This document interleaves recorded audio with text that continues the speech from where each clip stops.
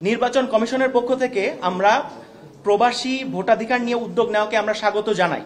এটি একটি গুরুত্বপূর্ণ সূচনা, কিন্তু আমরা গভীর উদ্বেগের সাথে লক্ষ্য করছি পোস্টাল ব্যালট বা অনলাইন ব্যালটের মাধ্যমে ভোটাধিকার নিশ্চিত করার ক্ষেত্রে এখনো কোনো স্পষ্ট রোডম্যাপ, সময়সীমা বা গাইডলাইন এখনো প্রকাশ করা হয়নি।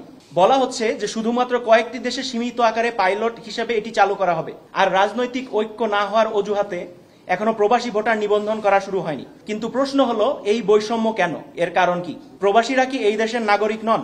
আমরা কি শুধু রেমিটেন্স পাঠানোর যন্ত্র?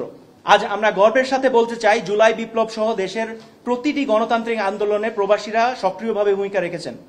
আমাদের পাঠানো প্রতি মাসের $3 বিলিয়ন মার্কিন ডলার, এবং আমরা দেখেছি এর মধ্যে $30 বিলিয়ন মার্কিন ডলারের বেশি এই বছর এসেছে। এটা কেবল দেশের প্রবাসীদের নিজ পরিবারকে নয়, বরং দেশের অর্থনীতি, শিক্ষা, অবকাঠামো, ধর্মীয় প্রতিষ্ঠান এবং গ্রামীণ এবং শহরের সব জীবনযাত্রাকে বাঁচিয়ে রেখেছে। তবু আজ আমরা ভোটের অধিকার থেকে বঞ্চিত। নির্বাচনের এখনো পর্যাপ্ত সময় রয়েছে। এই সময়ের মধ্যে শুধুমাত্র সীমিত পাইলট প্রকল্প চালু নয়, বরং আমাদেরকে পূর্ণাঙ্গ রোডম্যাপ ঘোষণা করা, এটা আমাদের দাবি।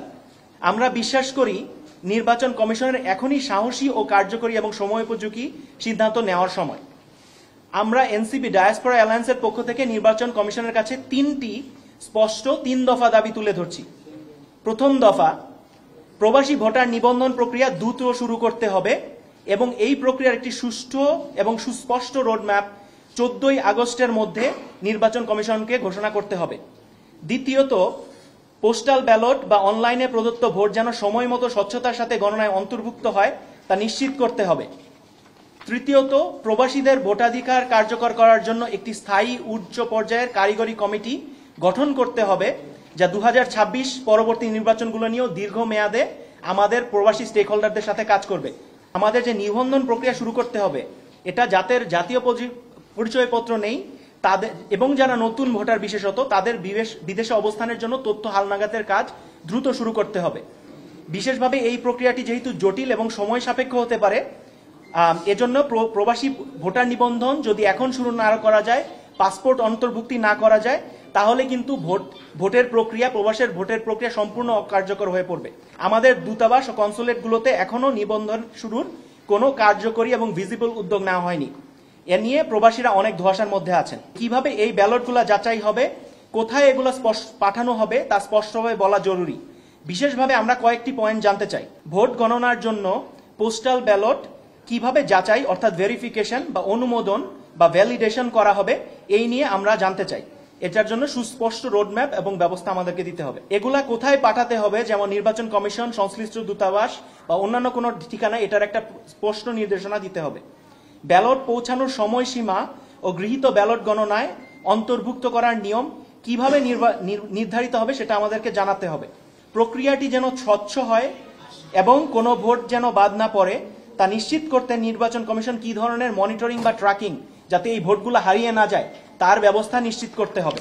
এবং 3 নম্বর পয়েন্টটা আমরা চাই যে এটা যেন একটা শর্ট টার্ম পয়েন্ট না থাকে, এটা যেন একটা দীর্ঘমেয়াদী কাজ হয়। সেজন্য আমরা চাই যে এই যে প্যানেলটা তৈরি করতে আমরা দাবি করছি, এতে প্রযুক্তিবিদ, আইনজ্ঞ, বিচার বিশেষজ্ঞ এবং বিশেষভাবে প্রবাসী প্রতিনিধিদেরকে যুক্ত করতে হবে এবং দীর্ঘমেয়াদে কাজ করতে হবে। এনসিপি ডায়াসপোরা অ্যালায়েন্সের পক্ষ থেকে সব দেশের প্রবাসী ভাই বোনদের কাছে নিয়ে আমার ভোট আমি দেব, প্রবাস থেকে অংশ নিব, এই কর্মসূচি এখনই ঘোষণা করছি। এবং আমি এর সাথে ঘোষণা করছি আমাদের জাতীয় নাগরিক পার্টির ডায়াসপোরা অ্যালায়েন্সের পরবর্তী 2টি গুরুত্বপূর্ণ কর্মসূচি। প্রথম কর্মসূচি 27 জুলাই থেকে 13 আগস্ট পর্যন্ত আমার ভোট আমি দেব, প্রবাস থেকে অংশ নিব। এটির সর্বাত্মক অনলাইন ক্যাম্পেইন, প্রবাসী গণজমায়েত এবং নির্বাচন কমিশনের কাছে প্রবাসী চিঠি এবং স্মারকপত্র প্রেরণ, এই কাজটা আমরা অলরেডি শুরু করেছি। 14 আগস্টের মধ্যে আমরা যদি রোডম্যাপ বা গাইডলাইন প্রকাশ না করা হয় নির্বাচন কমিশন থেকে, এবং এ বিষয়ে যদি আমরা কোনো সদিচ্ছা দেখতে না পাই বা জবাব না পাই, তাহলে 15, 16 এবং 17 আগস্ট গ্লোবাল প্রোটেস্টের আয়োজন করা হবে এবং আমরা এখান থেকে আরো হার্ড লাইনে যাওয়ার যদি প্রয়োজন হয় আমরা সেখান থেকে হার্ড লাইনে যাব। আমাদের দাবি হলো যে আমরা প্রত্যেকটি দেশের বাংলাদেশি যে প্রবাসী আছেন, 1.5 কোটি প্রবাসী আছেন, সবার ভোটিং রাইটস, যেটা একটা গণতান্ত্রিক অধিকার এবং আরপিও 1972 মাধ্যমে আমাদেরকে দেওয়া হয়েছে, আমাদের সাংবিধানিক অধিকার, এই অধিকার নিশ্চিত করার জন্য কাজ করতে চাই। তো আমরা আসলে এভাবে পাইলট কাজ করতে চাই না। পাইলট শুরু করলে এখনই শুরু করতে হবে। এবং সবার ভোটাধিকার এই 26-এর ইলেকশনে আমরা অন্তর্ভুক্ত করতে চাই।